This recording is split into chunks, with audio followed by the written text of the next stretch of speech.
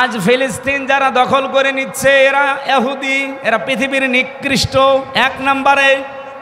2 নম্বরে আছে আমাদের পাশের এই প্রতিবেশী, সবাই না, যারা উগ্রপন্থী, যারা ওই মোদির মুরিদ, এরা হচ্ছে আসল জঙ্গি। আল্লাহর ঘর মসজিদগুলো সব আজ ভেঙে দিচ্ছে ভুয়া ধোয়া তুলে। কি ধোয়া? ভুয়া ধোয়া তুলেছে তারা। বলে 500 বছর আগে এখানে মন্দির ছিল, এই জন্য আমরা ভেঙে দিয়ে মন্দির বানাবো। আরে শয়তান, পৃথিবীতে আর জায়গা পাও না, যত মন্দির তোমার সব মসজিদের নিচে পাওয়া যায়। বিশ্বের মানুষেরা আজ দেখে মাটির নিচে কেউ তেল পায়, গ্যাস পায়, সোনা পায়, রূপা পায়, আর শয়তানরা মাটির নিচে শুধু পায় মন্দির। তারপর যেখানে সেখানে না, শুধু মসজিদের নিচে পায়। এক কথা বলেন না কেন? এই দৌলতপুর থানা হিন্দু নেই বলেন? আমরা আজ পর্যন্ত কোনোদিন আওয়াজ তুলেছি যে এই দেশে যত মন্দির আছে 1000 বছর আগে এখানে আমাদের মসজিদ ছিল, আমরা ভেঙে দেব? তুলেছি? অথচ অলরেডি গতকালকে ওরা অলরেডি দাঙ্গা বাঁধিয়ে দিয়েছে। পৃথিবীর নিকৃষ্ট জাতিতে এখন ইহুদিদের উপরে চলে যাচ্ছে এরা। মুসলমানদের বাপ দাদা, আমাদের পূর্বপুরুষ যারা, তারা ওয়াকফ করেছিল মসজিদ, মাদ্রাসা, খানকা, গোরস্থান, ঈদগাহ, এগুলো সব আজ ওয়াকফ আইনটা বাতিল করে দিয়ে অবৈধ আইন তৈরি করে মুসলমানদের এগুলো সব তারা দখল করে নিচ্ছে। চ্যানেলটি সাবস্ক্রাইব করে আমাদের সঙ্গেই থাকুন।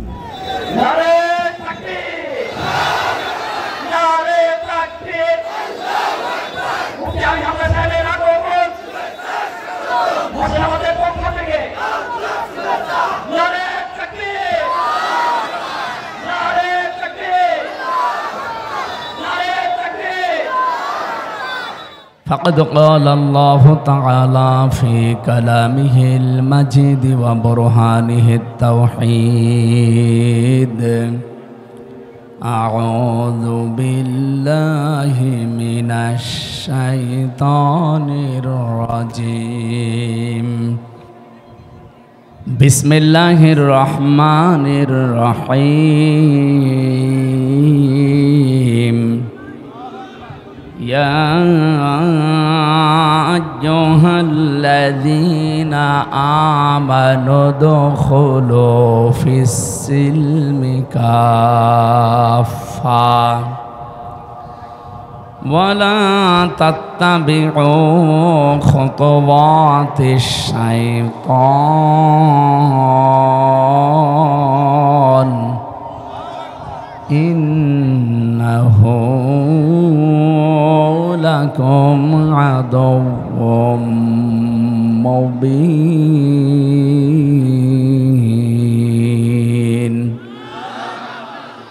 عن أبي ذر رضي الله تعالى عنه قال دخلت النبي صلى الله عليه وسلم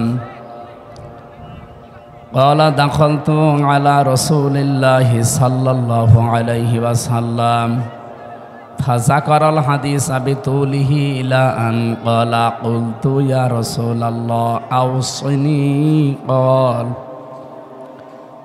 قال رسول الله صلى الله عليه وسلم أوصيك بتقوى الله فإنه عزيان لأمرك كله.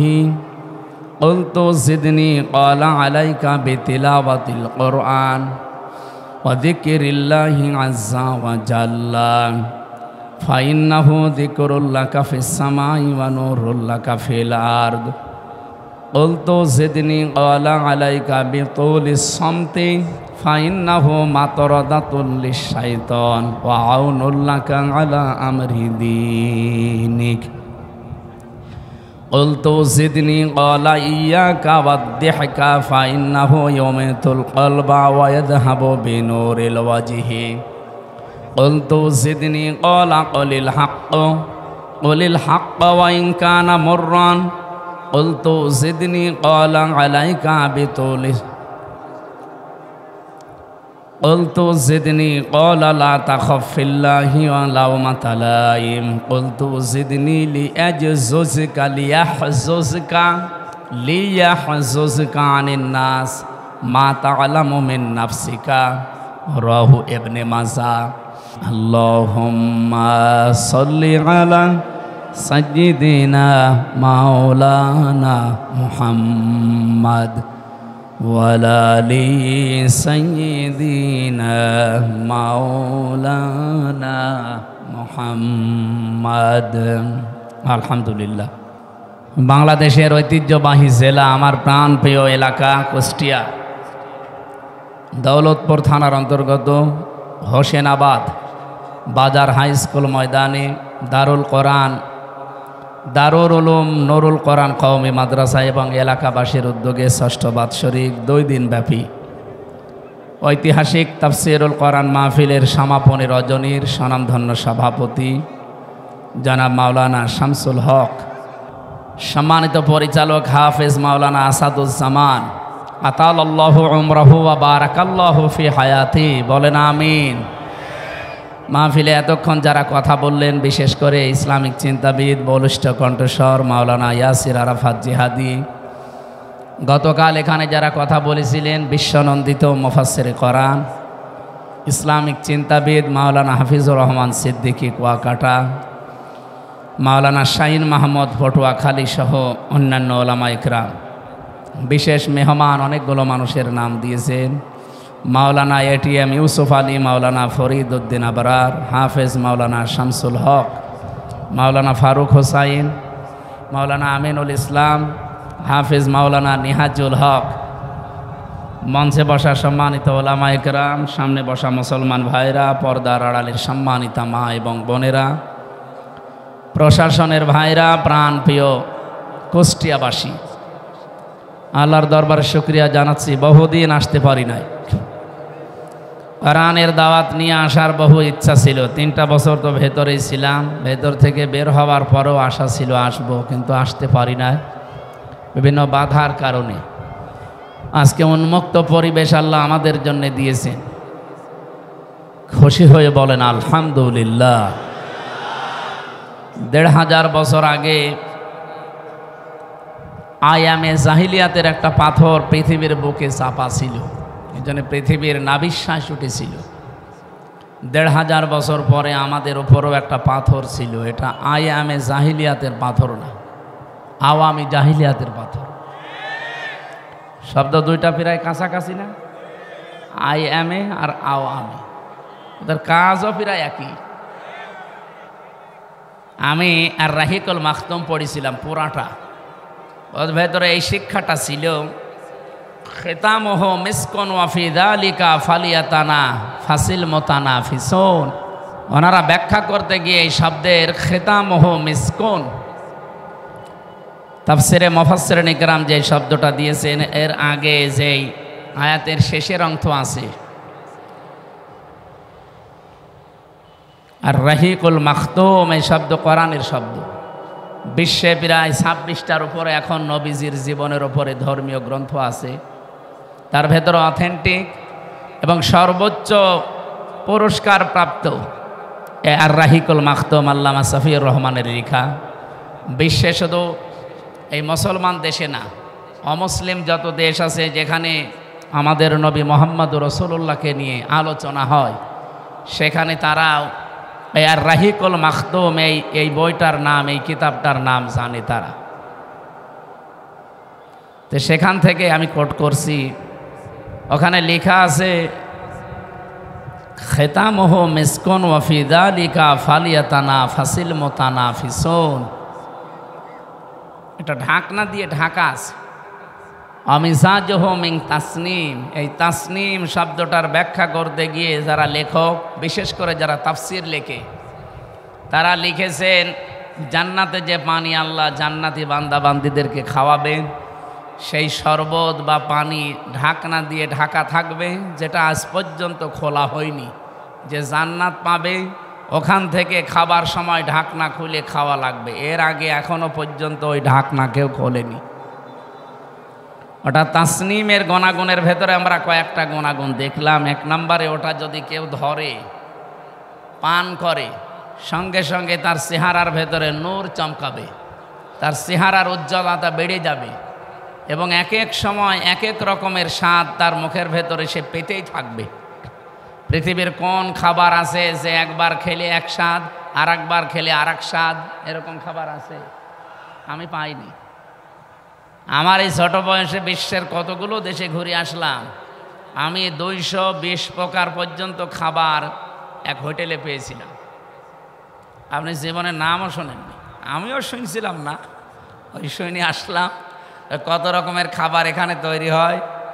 220 প্রকার। বাংলাদেশে এক জায়গায় পেয়েছিলাম 180 প্রকার খাবার রান্না হয় গাজীপুরের কাপাসিয়ায় নিরিবিলি হোটেলে। 180 প্রকার খাবার আপনি কি রান্না করেন এত? হোটেলের মালিক তোতা মিয়া ওই এসে বলছে, হুজুর এই যে এইটা খান। কি এইটা? কাঁঠালের পাতা ভর্তা। তো ছাগলে খায় কাঁঠালের পাতা ভর্তা, এও নাকি একটা খাবার। বাঁশের পাতা ভর্তা, এও খাবার। জামের পাতা ভর্তা, এও খাবার। এইভাবে করে করে 180 প্রকার। আর থাইল্যান্ডে পেয়েছিলাম 220 প্রকার। কাঁকড়া মাকড়া সব দেয়, যেগুলো আমরা অন্তত ঘৃণা করি, খেতে চাই না, এইরকম জিনিসও। তারপর দাম কি?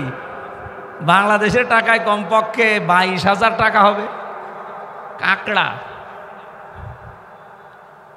উন্নত জাতের কাঁকড়া তারা নাকি প্রতিপালন করে, সাগর থেকে নিয়ে আসে, ওটা ফ্রাই করে দেয়। ওরা বলে যে হুজুর খুব স্বাদ। ও ছাতা তো দেখলেই আমার ঘৃণা করে। আমার মেয়েরে আমি ভিডিও কলে দেখাচ্ছিলাম, আমার ওই 4 বছর যেটা, ও দেখে বলছে বাবা কি? আমি কাঁকড়া। তুমি যদি দেশে আসো জীবনে তোমার মুখে আর চুমু খাবো না। কেন? কাঁকড়া খাও বাইরে যে। এই যে খাবারগুলোর পরে পরিবেশন করা হয় পানি, আমি দেখেছি এই পানিগুলো পৃথিবীতে সবচাইতে দামি যে পানি, নাম কি বলেন তো দামি পানির নাম? এ হুজুর তো তাই বলবে। পৃথিবীর দামি পানির নাম বলছে জমজম। 1 গ্লাস কয় টাকা নেবে? খুব বেশি হলেও না 100 টাকা দিলে আপনাকে 1 গ্লাস দিয়ে দেবে। এই পৃথিবীর 257টা রাষ্ট্র সবচাইতে দামি পানির নাম হচ্ছে অ্যাকোয়া ক্রিস্টোলা। এই হাফ লিটার পানির দাম 700 গ্রাম। 700 গ্রাম পানির দাম এখন প্রায় বাংলাদেশের টাকা অনুযায়ী 55 লক্ষ। এই মুকেশ আম্বানির নাম শুনেছেন? ভারতে ওর স্ত্রী নীতা আম্বানি এটা পান করে। প্রতিদিন অন্তত 3-4 লিটার করে তো যায়।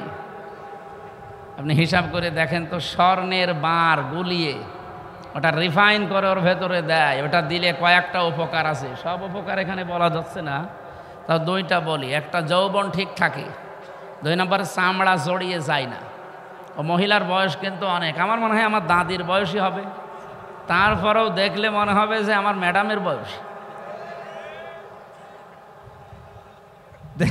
আর কয়েকটা উপকারের কথা আছে, আমি ওগুলো বলতে পারলাম না এই হুজুরদের কারণে। দেখা আছে তো এই মহিলা আমার মনে হয় মাঝে মাঝে যে যদি প্রতিদিন অন্তত 3-4 লিটার পানি পান করে, 3 কোটি 3.5 কোটি টাকার শুধু পানি খায়। আর বাকি যা খায় ওগুলো তো নাম বলা যাচ্ছে না, তা আরো দামি। এত দামি জিনিস এই মহিলা খেয়ে কয়েকটা উপকার পাচ্ছে। 1 নম্বরে বয়স বোঝা যায় না, বয়সের ছাপ এই শরীরের ভেতরে পড়ে না, চামড়াগুলো জড়ো হয়ে যায় না, যৌবন ঠিক থাকে। বাকি আরও যে 2টা আছে বললাম না, আপনি একা একা আসবেন আপনাকে বলবো, ওগুলো ঠিক থাকে। তো কি হচ্ছে, আমি যে কথাটা এখানে আপনাদের সামনে তুলেছিলাম, যে এখানে যারা বসে আছে সম্মানিত ওলামা ইকরাম, সামনে বসা মুসলমান ভাইরা, পর্দার আড়ালের সম্মানিতা মা এবং বোনেরা, প্রশাসনের ভাইরা, প্রাণপ্রিয় কুষ্টিয়াবাসী, এ কথাগুলো বলি নাই? বলেন বলেন। বড় আশা ছিল আমি দূরের জেলাগুলো বাদ দিয়ে আমার নিজের এলাকাগুলো একটু ঠিক করি, কোরআন হাদিসের যতটুকু আমি জেনেছি বুঝেছি মানুষকে জানাই, যাতে কপালের ফের জালেমরা আসলে বলতে দেয়নি। এই পৃথিবীতে আসলে শব্দটাই সমস্যা। এই তাফসিরুল কোরআন মাহফিল লিখে দিয়েছেন, এই শব্দটা ঝামেলা। উনি দেখেন তাফসির যেখানে লেখা নেই, অন্য কোনো শব্দ থাকলে জালেমদের কোনো সমস্যা হয় না। যত জায়গায় আপনি পাবেন তাফসিরুল কোরআন মাহফিল, কিছু না কিছু বাধা আসবেই, কিছু না কিছু ফতোয়া আসবেই। অথচ পড়া কোরআন পড়ে আমি দুইটা জিনিস অন্তত ক্লিয়ার হয়েছি যে দুই জায়গায় কোনো ফতোয়াবাজি চলবে না, দুইটা জায়গায় কোনো ফতোয়াবাজি চলবে না। এখানে ফতোয়া দেওয়া ঠিক নয়, দলাদলি করা, মত পার্থক্য করা, আলাদা আলাদা হয়ে যাওয়া হারাম। সে দুই জায়গার এক জায়গা হচ্ছে কোরআনের কাছে। ওয়াতাসিমু বিহাবলিল্লাহি জামিআও ওয়ালা তাফাররাকু, সূরা আলে ইমরানের 103 নম্বর আয়াতের প্রথম অংশে আছে। আল্লাহ বলেন যে কোরআনের কাছে যখন আসতে বলবে তখন কোনো দলাদলি করবা না, কোনো ফতোয়াবাজি করবা না। এই জায়গায় আপনি সারা পৃথিবীতে দেখেন যেখানে কোরআনের কাছে ডাক দেওয়া হয় সেখানে ফতোয়া বেশি। এখানে যদি ওরস শরীফ দিতেন, এই জায়গায় যদি ইসালে সওয়াব দিতেন, এখানে যদি আপনি ওই যে 63 দিন ব্যাপী যা হয় বাংলাদেশে বিভিন্ন নাম দিয়ে, আমি নামগুলো নিলাম না, এই নামে কিছু হলে কোনো বাধা হয় আমি দেখিনি, শুনিও নি। ইসালে সওয়াবে আজ পর্যন্ত বাংলাদেশে কোনো জায়গায় বাধা হয়েছে? আর ভারতে তো বাধা হয় না, কারণ ভারতে এটা নিয়েই চলে ওরা। এরপরে নওরস শরীফ হয়, খসরস শরীফ হয়, গোসল শরীফ হয়, ওরস মোবারক, ওরস শরীফ, যত রকমের শরীফ বলেন, মোবারক বলেন, কোনো জায়গায় বাধা হয়নি আর আমি দেখিনি, শুনিও নি। শুধু একটা জায়গায় বাধা হয়, তাফসিরুল কোরআন মাহফিল লেখা থাকলেই বাধা হয়। এরা আমি কারণ পেয়েছি এই শব্দের ভেতরে। যারা আরবি গ্রামার জানি এ শব্দ ভাঙবেন, এ শব্দের গোড়ায় চলে যাবেন। ফাসসারা ইউফাসসিরু তাফসীরান ফাহুয়া মুফাসসিরুন, এই যেভাবে সাররাফা ইউসাররিফু তাসরিফান ফাহুয়া মুসাররিফু, এই বাব থেকে যে শব্দগুলো আমরা খাসিয়াত বের করতে পারি, এখান থেকে যে গুণাগুণগুলো বের হয়, তার বাংলা অর্থ দাঁড়ায় উন্মুক্ত করা, খুলে ফেলা, উলঙ্গ করা। ঢাকনা আছে, ঢাকনা তুলে ফেলা, এর নাম হচ্ছে তাফসীর। আপনি যদি পৃথিবীতে, আমি এই ভাইয়ের বাড়িতে গেলাম, যে সালাম দেওয়ার পরে ওনার ছেলেটা বের হয়ে বলছে কি, ওনার বাবা কই? আচ্ছা বাবা কুষ্টিয়ায় আছে, আপনি পরে আসবেন। মানে এমন সুন্দরভাবে আমার সালামের জবাব দিয়েছে, কি ছেলে না মেয়ে বোঝা যাচ্ছে না। এখন যদি আমি নাম জিজ্ঞাসা করি তাও তো একটা ধোকায় পড়ে যাব, কারণ এ দেশে অনেক ছেলে মানুষের নাম, মেয়ে মানুষের নাম একই। কাউকে যদি বলে তোর নাম কি, ও যদি বলে মাহি, আপনি কি বুঝবেন? মহিলাও আছে মাহি, ওই যে মাহিয়া মাহি, আপনাদের তো এর সাথে কোনো সম্পর্ক নেই। আর একজন আছে মাহি বি চৌধুরী, এটাও কিন্তু একজন মানুষের নাম, কিন্তু পুরুষ মানুষ। আগেরটা মহিলা, পরেরটা নাম বললে তো বোঝা যাবে না। এখন ওইটা আম্মু না আব্বু, আমার কি বলে সালাম দিলেও আঙ্কেল বলে, এখন কিভাবে বুঝবো আমি? ওর যে পায়জামা প্যান্ট পরা আছে এটা খুলে ফেলা লাগবে না? এটা না খুললে আপনি বুঝবেন কি? পায়জামা প্যান্ট আছে এটা খুলে ফেলেন, এখন আপনি টের পাবেন যেটা আম্মু না আব্বু। এইটার বাংলা অর্থ তাফসীর, বোঝে? আমাদের এই দেশে, এই পরিবারে, এই সমাজে, এই রাষ্ট্রে, এই পৃথিবীতে এখন অনেকেই বিভিন্ন আবরণ দিয়ে নিজেকে আড়াল করে রেখেছে। কেউ জুলুমের চাদর দিয়ে, কেউ শিরিকের চাদর দিয়ে, কি কথা বুঝতেছেন? কেউ বেদাতের চাদর দিয়ে, কেউ কুফরের চাদর দিয়ে নিজেকে আড়াল করে রেখেছে। যখনই আপনি তাফসীর করতে যাবেন ওইগুলো সব উন্মুক্ত হয়ে যাবে। পৃথিবীর মানুষেরা টের পেয়ে যাবে যে এটা তো জাতির সর্বনাশ করছে। এই জন্যে এত বাধা দেয়। যারা জুলুম করে তারা চিন্তা করে আমার তো অন্তত আবরণ দিয়ে ঢাকা আছে, জুলুমের আবরণ, কেউ তো টের পাচ্ছে না। তো কোরআনে কারিমের তাফসীর করলে বুঝে ফেলবে জাতি যে এটা জাতির সর্বনাশ করছে, এটা জুলুমকারী, তখন সোচ্চার হয়ে যাবে আমার বিরুদ্ধে। সুতরাং এইটা যেন বন্ধ হয় যে কোনো কায়দায়। আর এই স্বভাব ছিল ১৫০০ বছর আগে আবু জেহেলের। কার? আল্লাহ রাব্বুল আলামিন বলেন, ওয়াকালাল্লাযীনা কাফারু লা তাসমাউ লিহাযাল কুরআনি ওয়ালগাউ ফীহি লাআল্লাকুম তাগলিবুন। সূরা হামিম সাজদা ২৬ নম্বর আয়াতে আল্লাহ জানিয়েছেন কাফেরেরা এই ফতোয়া দিয়েছিল আপনি শব্দের দিকে খেয়াল করেন, অকালাল্লাযীনা কাফারু, যারা কাফের তারা এই কথা বলেছিল, লা তাসমাউ লিহাযাল কোরআন, যা করবা পৃথিবীতে করো উন্মুক্ত তোমাদের জন্য, কিন্তু এই কোরআন শুনতে যেও না। মুহাম্মদ যেটা কোরআন দিয়ে বোঝাতে চায় এটা শোনা যাবে না, এটা শুনতেও দেওয়া যাবে না। প্রশ্ন আসতে পারে, শোনা যাবে না, শুনতে দেওয়া যাবে না, এই শব্দ কোথায়? এই যে আলকাউ ফীহি, শুধু শোনা যাবে না এতটুকু না, কেউ যদি শোনার ব্যবস্থা করে হোসেনাবাদ, এটা কি করে বন্ধ করা যায় সেই ব্যবস্থা করা লাগবে। আর আমার মনে হয় আগস্টের 5 তারিখের আগে হলে এটাও বন্ধ হয়ে যেত। কিভাবে বন্ধ করবেন? হয় ঢোল ঢোকি তবলা বাজান, এলাকার পরিবেশ নষ্ট করে দেন, ভীতিপূর্ণ অবস্থা তৈরি করেন, 144 ধারা জারি করে দেন, অথবা এমন কিছু শর্ত দেন যেন ওরা কোরআনের মাহফিলের আয়োজন না করে। 14 রকমের শর্ত এর জন্য আমরা দেখেছিলাম যে অমক হুজুর আসলে হবে না, অমক আলেম নিয়ে আসলে হবে না, এই কথা বলা যাবে না, এই কথা বলা যাবে না। এমনকি আমরা এখনো অনেককে কথা বলতে শুনছি যে কোনো আলেম, কোনো ইমাম, কোনো মাওলানা এই দেশে কারো পক্ষে ভোটও চাইতে পারবে না। আমার মনে হচ্ছে যে উনি মনে হয় মালয়েশিয়া থেকে ডিগ্রি নিয়ে এসেছে।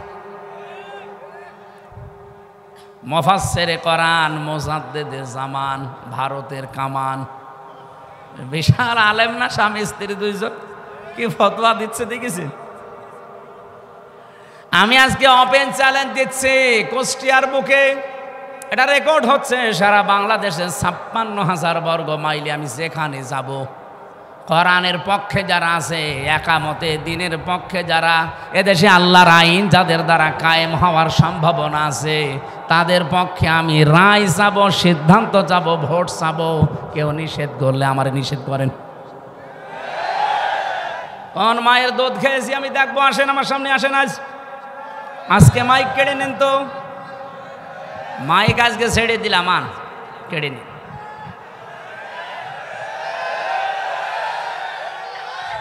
আগস্টের 5 তারিখের আগে দেশ আর নেই, এ দেশ এখন এপ্রিলের 23 তারিখ চলছে। আগস্ট আসতে আর কয়েক মাস আছে। আমার মনে হয় এই আগস্ট আসার আগে দেশে এখনো কিছু জুলুম আছে, এই জুলুমগুলো আমরা চাই যেন বন্ধ হয়। এই আগস্ট আসার আগেও যদি এই জুলুমগুলো বন্ধ না হয়, আবার আগস্ট আসলে কিছু ঘটে যাবে। আমি নামগুলো নিতে পারলাম না, তাই 1500 বছর আগে আবু জেহেল বেশ ভালোভাবে বুঝেছিল যে আমি যা করি, আমি যে চেয়ারে বসে আছি, চেয়ার তো অবৈধ চেয়ার, আর মোহাম্মদ যা বলতে চায় ও বললে আমার চেয়ার টিকবে না। কারণ মোহাম্মদের কথা যদি সত্যি মানুষ বুঝে ফেলে, আমি যে নানাভাবে চেয়ারে আছি, এ ধরে ফেলবে মানুষ। এই জন্যে ওর সব চাইতে বড় কাজ ছিল এইটা, যে যা করবা করো, কোরআন যেন শুনতে যেও না, আর কেউ যেন শুনতে না পারে সেই ব্যবস্থা করো। আমার মনে হয় 1500 বছর পর ওই আয়ামে জাহিলিয়াত যুগ পার হয়ে আমি জাহিলিয়াত যুগ শুরু হওয়ার পর ঠিক তারাও বুঝেছিল যে দেশে হামজা কোরআন দিয়ে যা বলতে চাই, জনগণ যদি সত্যি এগুলো বুঝে ফেলে, তে আমাদের চেয়ার থাকবে না। এই জন্য এত বাধা দিত। এত বাধা দেবে কোন কারণে? আমার যাতে কত বড় বড় হুজুর, আমার তো শরীরই চলে না, আর এক একজন হুজুর আসতো, ওরে বাবা 3-4 মন গায়ে গোস্ত। এত বড় বড় হুজুরের কোনো বাধা নেই, আরো টাকা পয়সা দিয়ে বলতো সারা রাত ওয়াজ করেন। কি ওয়াজ? সাপের কাহিনী বলেন, সাপের কাহিনী বলেন, মাছের কাহিনী বলেন, আপনিও কান্দেন, যারা আছে সামনে ওরাও কান্দুক, কেঁদে কেটে বাড়ি চলে যান। আমাদের চেয়ারের 4টা পায়া, একটা পায়া যেন আঘাত না লাগে। হামজা আসলে তো পায়া থাকবে না, কোরআন দিয়ে মানুষকে যা বুঝিয়ে দেবে, মানুষ যদি সত্যি বুঝে ফেলে, আমাদের চেয়ার কিন্তু থাকবে না। এই কারণে বাধা দিত, কারণ তারা নিজেদেরকে জুলুমের চাদর দিয়ে আড়াল করে রেখেছিল। অনেকে বেদাতের চাদর দিয়ে নিজেদেরকে আড়াল করে রেখেছে। এই যে আমার তাহেরি ভাই, ও যে প্রকাশ্য বেদাত করে, শিরিক করে, এর ফতোয়া দেওয়া লাগবে। নিজে জিকির করছে ইয়া আলী বাবা, শাহ আলী বাবা, কেল্লা বাবা, ফতে বাবা। আমি এক কথায় জবাব দিচ্ছি, এদিকে তাকান। আল্লাহ যেটা পারে এ পৃথিবীর অন্য কেউ পারে এই বিশ্বাস করার নাম হচ্ছে শিরিক। আর শিরিক যারা করে তারা মুশরিক। মুশরিক যারা মরে গেলে জানাজা জায়েজ আছে, কবর দিলে কাজ হবে হবে, কবরে দেওয়ার সঙ্গে সঙ্গে আল্লাহ আগুন লাগিয়ে দেবে। লাহুম মিন জাহান্নামা মিহাদু ওয়া মিন ফাওকিহিম গাওয়াশ ইলা আখিরি আয়াত। আল্লাহ পাক বলেন ওদেরকে শুধু কবরে রাখতে দেরি হবে, কবরের নিচে আমি জাহান্নামের বিছানা বিছিয়ে দেব আর উপরে আগুন লাগিয়ে দেব। ওয়াকাযালিকা নাজিজিজ জালিমিন, এটা আমি এই জন্যে করব কারণ এটা জালেমদের শাস্তি। কুষ্টিয়াবাসী, আমি যেটা এ পর্যন্ত এসে বোঝাতে চাই, পৃথিবীর শিরিককারী, বেদাতকারী, জুলুমকারী, কুফরিকারী, এগুলো সবই তারা নিজেদেরকে চাদর দিয়ে আড়াল করে রেখেছে। এরা তাফসির শুনলেই ভয় পায়, কারণ ওরা জানে তাফসির মানে খুলে ফেলা, উলঙ্গ করা, উন্মুক্ত করা। ঢাকনা দিয়ে ঢাকা আছে, ঢাকনা ফেলে দেওয়া। আমরা যতগুলো ঢাকনা দিয়ে নিজেদেরকে ঢেকে রেখেছি, কোরআনের তাফসির যদি সঠিকভাবে করা হয় একটাও টিকবে না। ওরা নিজেরাও জানে যে আমরা ভ্রান্ত পথে আছি। কথা বলে না কেন? ওরা নিজেরাও জানে যে আমরা ভুল পথে আছি, কিন্তু দুনিয়ার স্বার্থে তারা ওটা ছাড়তে চায় না। এই পৃথিবীতে আমরা তিনটা প্রাণী দেখি, এরা কিন্তু দিনের আলোতে বের হয় না কোনো দিন, রাতের আধারে বের হয়। এই যে রাত এখন অন্ধকার হয়ে গেছে, যত বেশি অন্ধকার হবে দেখবেন তত বেশি ওরা রাতের বেলা বের হবে। পেঁচা, বাদুর আর চামচিকা, নাকি এলাকায় নেই? এই তিনটা জিনিস রাতে বের হয়, বের হয়ে স্থির থাকে, মানুষের কলা নষ্ট করে, ফসল নষ্ট করে, পানির বরজ নষ্ট করে। কি কথা বলছেন কেন? দিনের আলো, সূর্যের আলো তাদের ভালো লাগে না, রাতের আধার তাদের ভালো লাগে।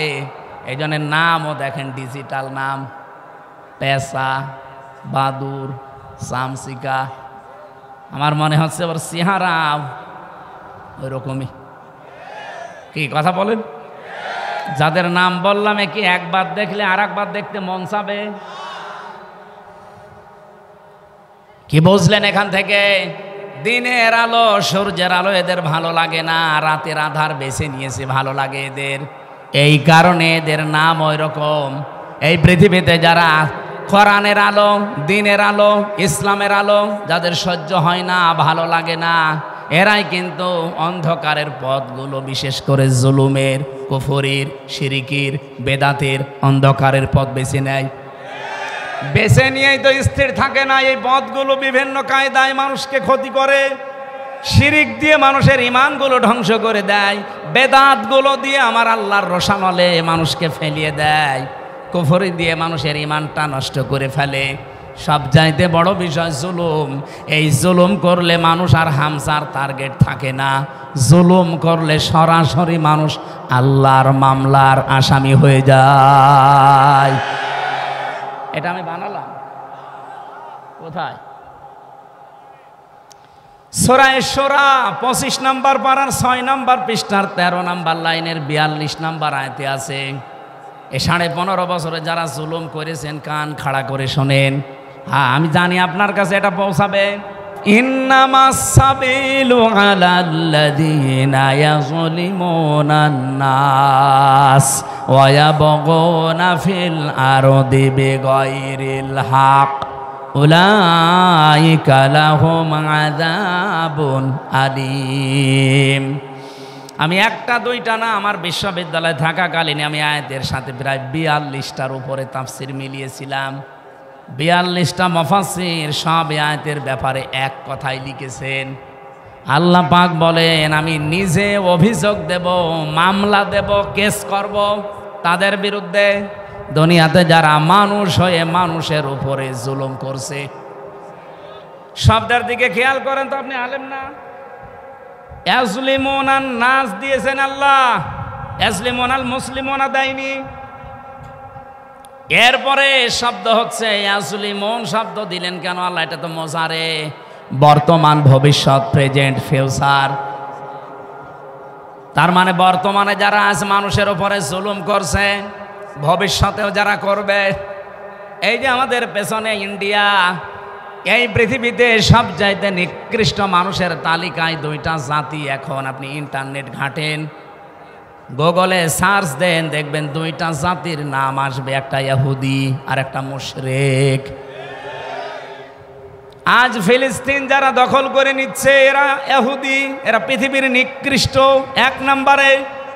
2 নম্বরে আছে আমাদের পাশের এই প্রতিবেশী, সবাই না, যারা উগ্রপন্থী, যারা ওই মোদির মুরিদ, এরা হচ্ছে আসল জঙ্গি। আল্লাহর ঘর মসজিদগুলো সব আজ ভেঙে দিচ্ছে ধোয়া তুলে। কি ধোয়া? ধোয়া তুলেছে তারা। বলে 500 বছর আগে এখানে মন্দির ছিল, এই জন্য আমরা ভেঙে দিয়ে মন্দির বানাবো। আরে শয়তান, পৃথিবীতে আর জায়গা পাও না, যত মন্দির তোমার সব মসজিদের নিচে পাওয়া যায়। বিশ্বের মানুষেরা আজ দেখে মাটির নিচে কেউ তেল পায়, গ্যাস পায়, সোনা পায়, রূপা পায়, আর শয়তানরা মাটির নিচে শুধু পায় মন্দির। তারপর যেখানে সেখানে না, শুধু মসজিদের নিচে পায়। এক কথা বলেন না কেন? এই দৌলতপুর থানা হিন্দু নেই বলেন? আমরা আজ পর্যন্ত কোনোদিন আওয়াজ তুলেছি যে এই দেশে যত মন্দির আছে 1000 বছর আগে এখানে আমাদের মসজিদ ছিল, আমরা ভেঙে দেব? তুলেছি? অথচ অলরেডি গতকালকে ওরা অলরেডি দাঙ্গা বাঁধিয়ে দিয়েছে। পৃথিবীর নিকৃষ্ট জাতিতে এখন ইহুদিদের উপরে চলে যাচ্ছে এরা। মুসলমানদের বাপ দাদা, আমাদের পূর্বপুরুষ যারা, তারা ওয়াকফ করেছিল মসজিদ, মাদ্রাসা, খানকা, গোরস্থান, ঈদগাহ, এগুলো সব আজ ওয়াকফ আইনটা বাতিল করে দিয়ে অবৈধ আইন তৈরি করে মুসলমানদের এগুলো সব তারা দখল করে নিচ্ছে। একটা হাদিস পড়ছিলাম আজকে, বিশ্বনবী জানিয়েছেন, আনাবি জাররিন রাদিয়াল্লাহু তাআলা আনহু قال قال النبي صلى الله عليه وسلم من ادعى ما ليس له فليس منا ওয়ালিয়াতাবাওয়া মাকআদাহু মিনান নার। রাহু মুসলিম। বিশ্বনবী বলেন, ওই লোকটা কোন লোক? এ পর্যন্তর পরে নবী কিছু বলেননি। ওই লোকটা কোন লোক? যেই লোকের দখলে ওই জিনিস থাকার কথা না, জোর করে নিজের দখলে যদি ওই জিনিস সে নিয়ে নেয়, সঙ্গে সঙ্গে ফালাইসা মিন্না, সে আমার উম্মত থেকে বের হয়ে যায়। কিছু বুঝেছেন না? বোঝেননি? আমি আগে ব্যাখ্যাটা বলি। দেখেন, যেই জিনিস আপনার দখলে থাকার কথা না, ওইটা যদি আপনি নিজের দখলে নিয়ে নেন, সঙ্গে সঙ্গে আপনি নবীর উম্মত থেকে বের হয়ে গেছেন। 2 নম্বরের শাস্তি হচ্ছে ওয়ালিয়াতাবাওয়া মাকআদাহু মিনান নার, সে যেন জাহান্নামে নিজের স্থান বরাদ্দ করে নিল। আমি কি হাদিস বানালাম? এর ব্যাখ্যা কি হবে? এখানে আমি টেকাই 2টা বিষয় পেয়েছি। যেই জিনিস আপনার দখলে ছিল, আগে আপনার মালিকানায় ছিল, কেউ কেড়ে নিয়েছিল, কেউ দখল করেছিল, সেটা যদি আপনি আবার ফেরত পান, তাহলে এই হাদিসের যে শাস্তি, তার আওতায় আপনি থাকবেন না। আমার মনে হয় খুব কঠিন হয়ে যাচ্ছে। কথা বুঝতেছেন? যে জিনিস আপনারই ছিল, আপনার আন্ডারে ছিল, কেউ কেড়ে নিয়েছিল, কেউ জোর জবরদস্তি করে দখলে রেখেছিল, এখন যদি ওইটি আপনি আবার ফেরত পান, আপনি দখলবাজ না, দখলদার না, আপনার নিজের জিনিস আপনি নিজে ফেরত পেয়েছেন। আপনি এই হাদিসের যে প্রথম শাস্তি ফালাইসা মিন্না, সে নবীর উম্মত না, এটার ভেতরে আপনি পড়বেন না। আমি একটা বলছি উদাহরণ, বাংলাদেশে যে ইসলামী ব্যাংক যাদের ছিল তারা এখন ফেরত পেয়েছে, জবাব দেওয়া লাগবে আপনাকে। আমি যদি বানিয়ে বলি, কিছু ভুল বলি, আপনি ধরিয়ে দেন না, জোর করবেন না, একেবারে লাইন মতো এসে বলেন। ইসলামী ব্যাংক যাদের ছিল তারা ফেরত পেয়েছে, এতদিন যারা কাছে ছিল ওরা দখল করেছিল। এই কথা বলেন না কেন? তাহলে যার জিনিস সে ফেরত যদি পায়, সে যদি নিয়ে নেয়, তাহলে হাদিসের প্রথম যে ব্যাখ্যা ফালাইসা মিন্না, আপনি নবীর উম্মত না, এই আওতায় আপনি নেই, এই শাস্তি থেকে আপনি বের হয়ে গেলেন। কিন্তু যেটা আপনার সত্যিই না, আপনি যদি জোর করাটা নিজের দখলে নিয়ে নেন।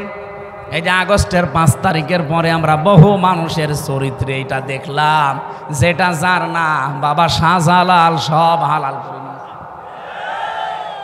দৌলতপুরে মনে হয় শুরু হয়নি, এ বলছে না শুরু হয়নি।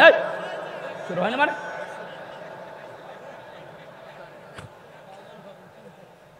হুজুর মনে হয় ওই দলের, বলছে না শুরু হয়নি। ও টপি কেটে দিলে তখন বলবে না শুরু হয়েছে।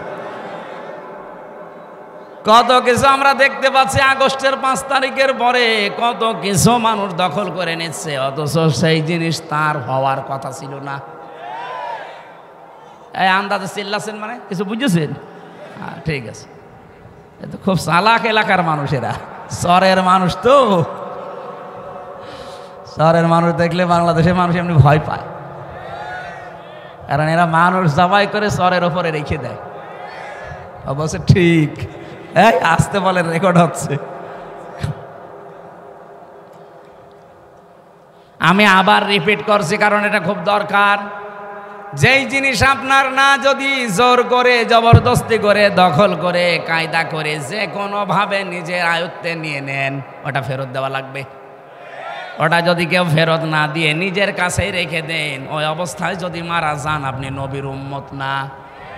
আর নবীর উম্মত যদি হয়ে না মরে, ওর জন্য জানাজা জায়েজ আছে, কবরে দেওয়া। তাহলে কে মরে যাচ্ছে আমরা কেন জবাই করব, কেন তার জানাজা দেব, কবরে দেব বলেন? আজকে কুষ্টিয়ার একজন মারা গেছে, আমি নাম নিলাম না, অনেক বহু কিছু 15.5 বছরে দখল করেছিল। এখন অনেকেই তার এই দখলকৃত জিনিস এই 8.5 মাস 9 মাসের ভেতরে তারাও বাবা শাহজালাল সব হালাল বলে আবার নিয়ে নিয়েছে। আমার মনে হয় এই ঝামেলায় পড়েছে, এ কারণে স্টক করে আজকে পটল তুলেছে।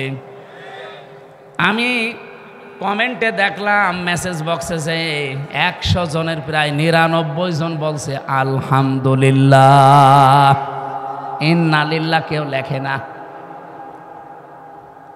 সে যাই হোক, আপনাদের নাম শোনার দরকার নেই, ফেরেশতারা জানলে আর আমি জানলে হবে। এরকম জীবন যেন সামনে কেউ গঠন না করে।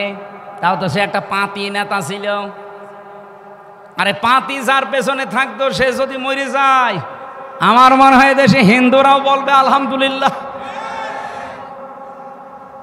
এই জন্য অত তাড়াতাড়ি যেন তাদের মরণও না হয়, কারণ এখনই আলহামদুলিল্লাহ শুনতে আমরা রাজি না। রিমান্ডে আমারে 8 কি 10 দিনের ভেতরে 8 দিন আমাকে একটা প্রশ্নই করেছিল, সে লোকটা এখন জেলে আছে। তৌফিক এলাহি না, জ্বালানি উপদেষ্টা ছিল। আর একজন ছিল ইয়াইস্টি ইমাম, সিরাজগঞ্জের। এই লোকটা মারা যাওয়ার পরে আমি দেখেছিলাম বহু মানুষ ইনবক্সে কেউ ইন্নালিল্লাহ লেখে না, লেখে সব আলহামদুলিল্লাহ। আমি তো মোবাইলও চালাই না ওইভাবে, আমি বুঝিও না ভালো। আমার ওই শালাটা চালাই, তো ও শালা তো শালাই, ও লিখেছে আলহামদুলিল্লাহ। যেহেতু নামে আমার চলছে মুফতি আমির হামজা কুষ্টিয়া, ওই শয়তানরা ওইটা দেখেছে। রিমান্ডে আমারে বলছে কেন আলহামদুলিল্লাহ লিখলেন? কই এই যে ঠিক সবই ঠিক আছে, কিন্তু লিখেছে আমার শালা, আর শালার সব দোষ আমার ঘাড়ে। এই 10 দিন রিমান্ডের 8 দিন যে শাস্তি আমারে দিয়েছিল, প্রতিদিন ওই একই রকম। আমার আগে একজনকে নিয়ে গেল, দেখলাম বাড়ি চট্টগ্রামে ছাত্র দলের এক ভাই, করে নিয়ে যেই নখ তুলছিল। ওদের কাছে এমন একটা চেয়ার আছে, আমাকে দেখায় না, আমাকে বসিয়েছিল কিন্তু আমাকে ঘোরায়নি, কিন্তু ওই ভাইকে বসিয়ে আবার ঘুরিয়েছিল। এরকম চেয়ারে বসিয়ে 2 ক্লিপ দিয়ে হাত আটকিয়ে দেয়, পা আটকিয়ে দেয়, এ গলার কাছে একটা যে লাগিয়ে দেয় রাবার, আপনি নড়াচড়া করতে পারবেন না। হঠাৎ একটা মেশিন নিয়ে আসবে, মেশিন আমি দেখেছিলাম এই হাতের কাছে আর পায়ের কাছে লাগিয়ে দেয়, এমনভাবে সেট করা মনে হচ্ছে যে আমার হাত দেখে বানিয়েছে। হাতের কাছে লাগিয়ে শুধু একটা সুইচ টিপ দিলে একবারে নখগুলো খুলে সব চলে আসে।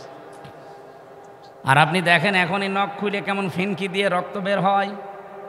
নখ খুলে গেলে যখন রক্ত ফিনকি দিয়ে আসে তখন পাতলা মিহি ওই যে মোল্লা সল্ট ওইটা ছিটিয়ে দেয়। শুনতেই কেমন লাগছে, যারা দিল কেমন লাগছিল তার। আমি মাটির নিচে ওই সময় হাও মাও করে চিৎকার করছে লোকটা, নিয়ে এসে আমার রুমে দিল। কারণ প্রত্যেকের রুম আলাদা, পাশের রুমে যে দেওয়া মোটা মোটা রড দেওয়া সব দেখা যাচ্ছে। দেখছি ফিনকি দিয়ে রক্ত বের হচ্ছিল, ওই জায়গায় লবণ দিয়েছে। তাও মোটা লবণ দিলে তো হয়তো, পাতলা মিহি লবণ দিয়েছে। বলছে আমার একটা টিপ দিয়েছিল সুইচে, এক টিপে নাকি 120 বার করে ঘোরে ওই চেয়ারটা। 1 মিনিট পরে মনে হয় যে আমি 8-10টা পৃথিবী দেখতে পাচ্ছি। অবশ্য সুবহানাল্লাহ। দৌলতপুরের মানুষ তো দৌলতপুরের মতোই। বলেন তো যে একটু হালকা বর্ণনা বললাম, তাও আমার উপরে হয়নি, আমার সাথে ছিল তার উপরে একজন আলেম আমার সাথে ছিল, মুফতি ফখরুল ইসলাম। লোকটা শেষে এসে আমি এই 3 বছরের ভেতরে তারে 1 বছর পেয়েছিলাম একসাথে। ওরে ডান্ডা বেড়ি দিয়ে 24 ঘন্টা ওই ফাঁসির কন্ডেম সেলের ভেতরে আমার রুমে দিয়েছিল। মাঝে মাঝে দেখি হাত পা শাটবাট হয়ে পড়ে আছে। কি ভাই আপনি এমন করেন? আমারে বলছে হামজা ভাই আপনার সাথে রিমান্ডে কি করেছে আমি জানি না, তবে আমারে নিয়ে পায়ের ভেতরে হাত দিয়ে, সামনে লোহার ব্যারিকেড ছিল, ও লোহার ব্যারিকেডের সাথে হাত আটকিয়ে দিয়েছে হ্যান্ডকাপ দিয়ে। 2 মিনিট 5 মিনিট না, 3 বছর এভাবে আটকিয়ে রেখেছে 24 ঘন্টা। এই যে মানুষ যে শুয়ে থাকে এটা যে কত বড় নিয়ামত আমি জানি। 24 ঘন্টায় মাত্র 1.5-2 মিনিট সময় দিত টয়লেট করার জন্য। টয়লেট তো হয় না, তাও সময় দিত মাত্র 1.5-2 মিনিট। সকালে কয়টা পচা ছোলা দিয়ে যেত, দুপুরবেলা 1 মুঠ ভাত দিত, তাও মনে হচ্ছে কেউ মাখিয়ে দিয়েছে। আমি ওনারা বললাম আপনি 60 হয়ে থাকেন, যদিও উনি 60 হয়ে ঘুমালে আমার আর জায়গা থাকে না, কারণ এদিকে 3.5 হাত, এদিকেও 3.5 হাত, থাকবো কি করে? উনি যদি 60 হয়ে হাত পা ছেড়ে দেয় তা আমি থাকবো কোথায়? আবার সামনে টয়লেট দেওয়া, টয়লেটের আবার দরজা নেই, শুধু 1-1.5 হাত মতো একটা দরজা দেওয়াল দেওয়া আছে। বসলে দেখা যায় না, দাঁড়ালে দেখা যায়। তাও তো ভেতরে অবস্থা। আর ওদের কাছে যখন রিমান্ডে মাটির নিচে ওই জায়গায় এমন কঠিন টয়লেট আছে, কিন্তু টয়লেটের দরজা আবার খোলা রাখা লাগে। 1-1.5 হাত খালি দেওয়াল দেওয়া। এটা যুবক মানুষ আমরা, বলেন তো এরকম একটা মানুষের সামনে যদি ওইভাবে টয়লেট পোষাবো তো আসবে না। আলেমদের সাথে এই ব্যবহার করতো আমি নিজে সাক্ষী, নিজে দেখেছি। আর এখনকার এই শয়তানগুলোকে কোর্টে তোলার সময় ওদের আচরণ দেখেছেন? বলছে আবার সুযোগ পেলে সবাইকে দেখে নেব। ওই জায়গায় দাঁত মুখ খুলে ফেলা দরকার। আলেমদের মাথায় দড়ি দিয়ে, ডান্ডা বেড়ি দিয়ে বুকের ওপরে সে কি লাগাতো না, একটা কি যেন আছে, বুলেট প্রুফ জ্যাকেট, মাথার ওপরে টুপি দিয়ে মনে হচ্ছে যে কি নিয়ে যাচ্ছে, অথচ কিছুই না।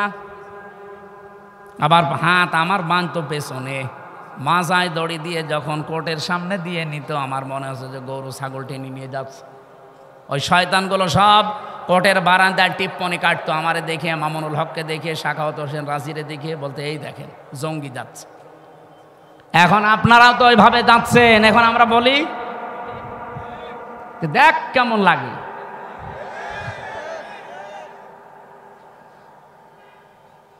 মানুষ হয়ে যারা মানুষের উপরে জুলুম করে, আল্লাহর কসম এই আয়াতের ফতোয়া হচ্ছে আল্লাহ নিজে তাদের বিরুদ্ধে মামলা দায়ের করবে। সুতরাং এই 15.5 বছরে যারা মানুষের উপরে জুলুম করেছেন, আপনি কিন্তু হামজার টার্গেট না, আল্লাহর টার্গেট। আমি যদি মামলা নাও দেই, আল্লাহ নিজে আপনার বিরুদ্ধে মামলা দেবে। এই বাংলাদেশে বহু মানুষ আমি দেখতে পাচ্ছি তারা আল্লাহর মামলার আসামি। আর 2 নম্বরে কি ছিল? ওয়ায়াবগুনা ফিল আরদি বিগাইরিল হক। দুনিয়া শান্ত হয়ে যাওয়ার পরে যারা অন্যায়ভাবে পৃথিবীতে বিশৃঙ্খলা তৈরি করে, এখন যেটা চলছে, গতকালকেও একটা আন্দাজে মিছিল বের করেছে, পুলিশ পিটিয়েছে, আমি দেখলাম একজনকে চড়াচ্ছে।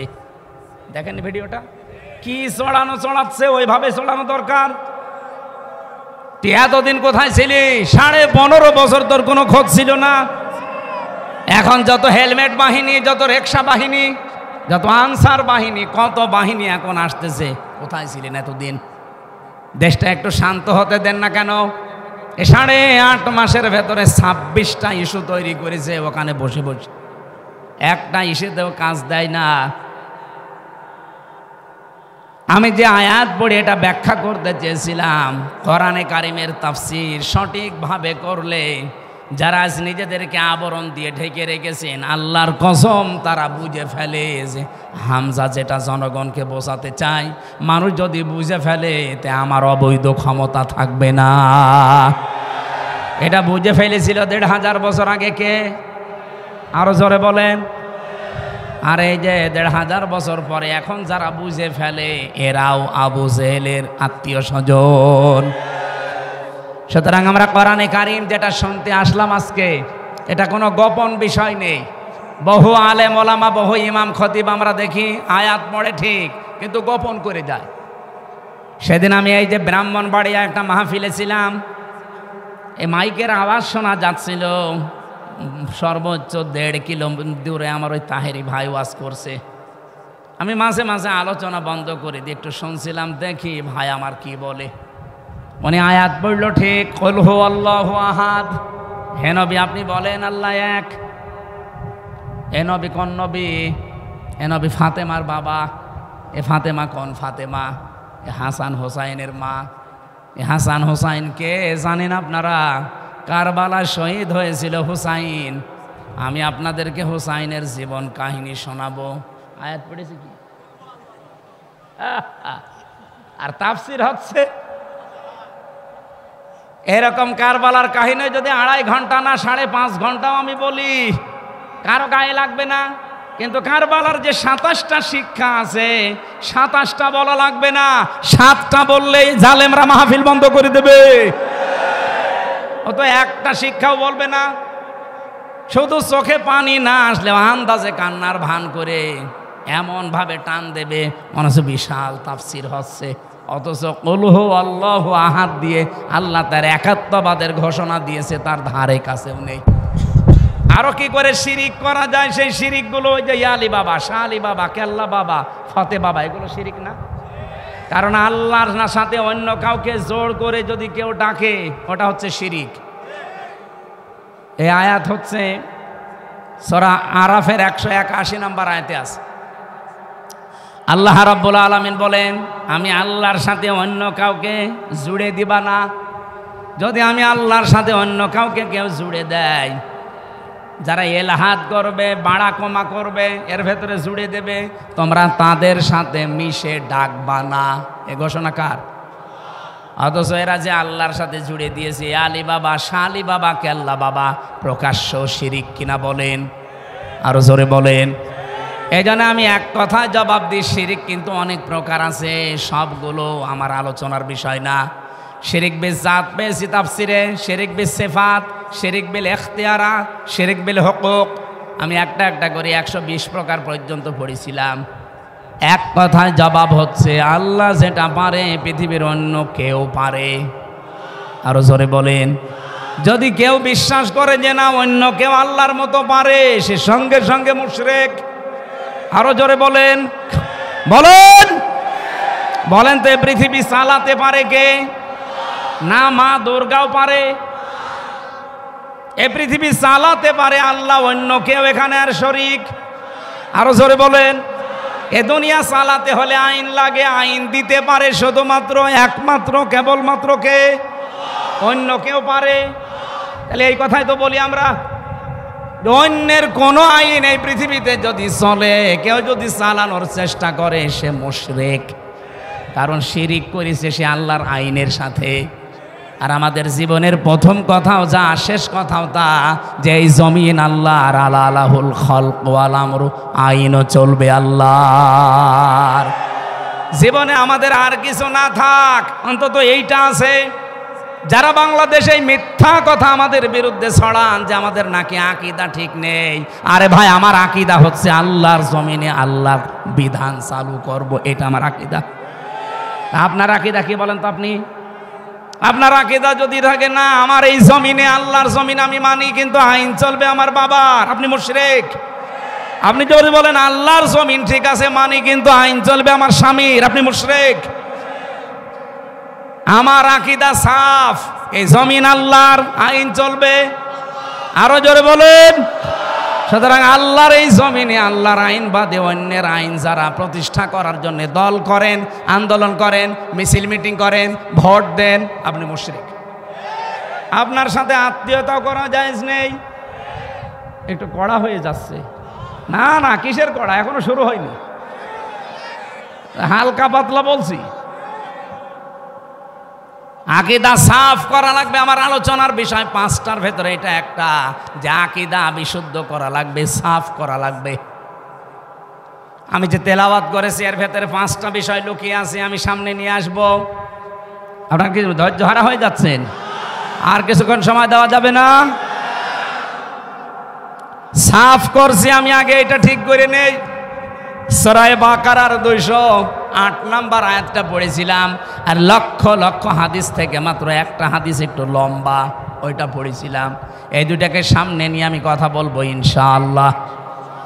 রব্বুল আলামিন এখানে ঈমানদারকে ডাক দিয়েছিলেন, ইয়া আইয়ুহাল্লাযীনা আমানু, ওহে যারা ঈমানের দাবি করো, উদখুলু ফিস সিলমি কাফা, তোমরা পরিপূর্ণভাবে ইসলামে প্রবেশ করো। এ নির্দেশ কার?